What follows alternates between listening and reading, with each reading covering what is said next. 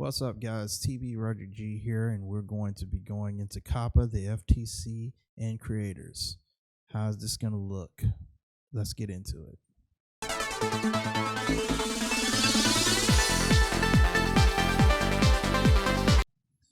All right, COPPA. COPPA is the Children's Online Privacy Protection Act. This is a law made to protect children from online data collection.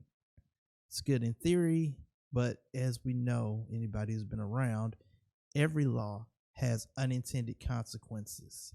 But to illustrate why COPPA is here and why it scares me, I have to take you back and give you a little history lesson.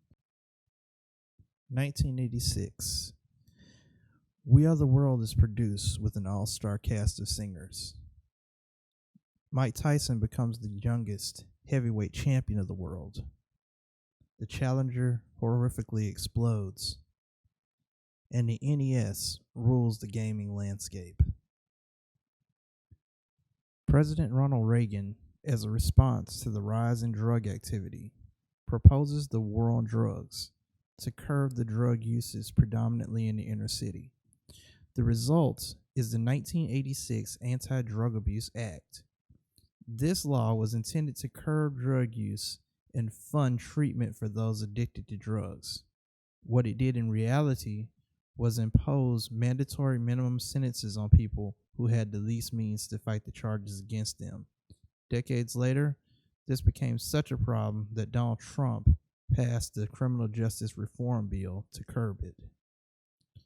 Now, I know what some of you will say, so let me address this right here. I am not equating the 1986 Drug Act to COPPA. Online privacy is important for both children and adults, but the potential for the same collateral damage is present.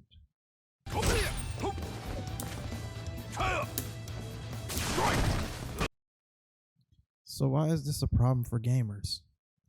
Well, the first thing deals with the ambiguous language that's open for interpretation of the rules. The definition of kids' content, as defined by the FTC and YouTube, is ambiguous to say the least. First, even if you don't intend for children to view your work, if your audience is primarily children, possibly due to YouTube's recommending your video to them, your work is constituted as targeted for kids. Next, what does the FTC say is made for kids?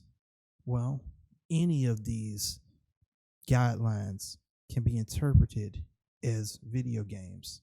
Subject matter, whether children are intended or the actual audience, includes characters, celebrities, or toys, animated characters or cartoon figures, appeals to children, includes songs, stories, or poems.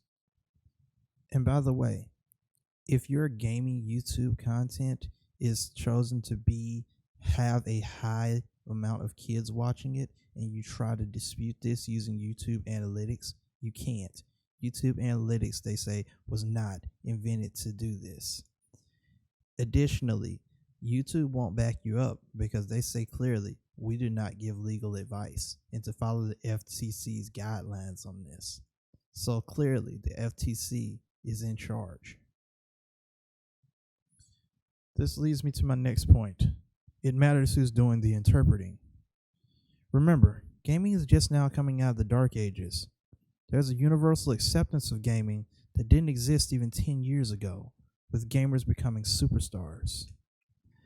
However, the wheels of justice and the judiciary who makes the laws doesn't work that fast.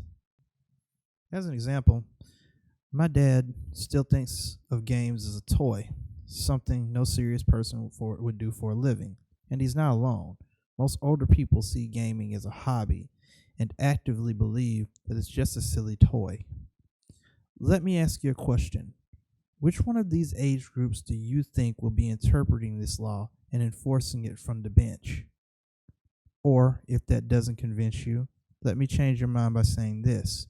Two well-intentioned people can see the same video footage two completely different ways. By the way, that's if a human is reviewing the footage at all.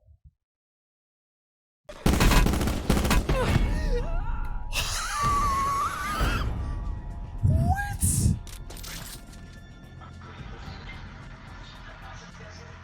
Wait. I'm gonna give this the benefit of the doubt. Let's see this. He's off.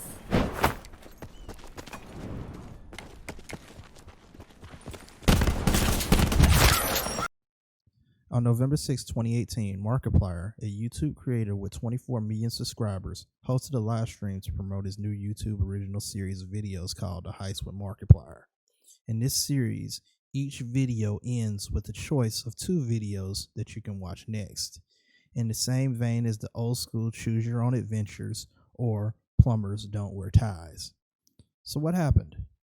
Well, as he explains in the video, Markiplier encouraged his chat to vote for the next video in the series to watch, leading to people spamming red or green paddles in his chat. YouTube's algorithm freaked out. Dozens of people in Markiplier's chat had their Google accounts suspended. What does this mean? Well, not only were their YouTube channels halted, meaning some people were losing their videos from their channel, it also meant that if this account was connected to anything Google related, such as Google Docs or Gmail or Hotmail that people use for work, it couldn't be accessed. Well, how did YouTube respond? They didn't. Markiplier, his mods, and tons of people affected reached out to YouTube, but no response. Those affected tried to appeal their suspensions, only to be denied, while others were temporarily unbanned, only to be banned again several hours later. The situation got so bad that Markiplier had to make a YouTube video entitled "YouTube Has a Huge Problem," published on November 8th, 2019, in which he details the problems in his own words. The result? 3 days later, on November 11th, 2019, Markiplier releases a follow-up video entitled YouTube's Big Problem Update, in which he states the problem is currently being worked on. Not solved, worked on. So why did I tell you this? 1, to show you how easy YouTube's algorithm can be freaked out and makes a devastating decision. 2, to demonstrate the communication gap between YouTube's automated system and actual human response. Let's take a minute to recap. It took Markiplier, a guy with over 24 million subs, 5 days to get a problem solved. Not solved, but worked on, when it was clearly the algorithm's fault. Markiplier, who has a show produced by YouTube. This begs the inevitable question: what will happen if I'm not Markiplier? Well, unfortunately, most likely nothing. This is an extreme example, but it illustrates perfectly that the algorithm can be wrong, and even if it is, getting YouTube to fix it is not easy. Now imagine the algorithm looks at your YouTube channel and decides that it's kid content. You appeal, but get an automated response of a rejection. Congratulations.